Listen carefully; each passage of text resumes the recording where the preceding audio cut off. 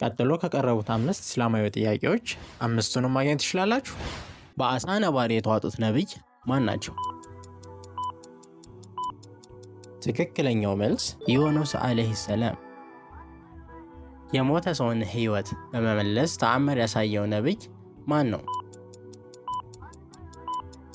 ትክክለኛው መልስ ኢሳ አለይሂ ሰላም። የመጀመሪያው ሐጅ የተካሄደው በስንተኛው ሂጅራ ዓመት ነው? ትክክለኛው መልስ 10።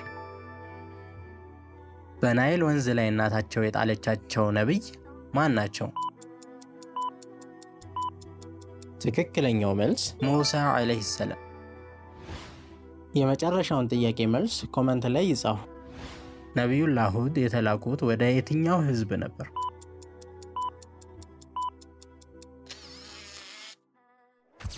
ሐላል ኔት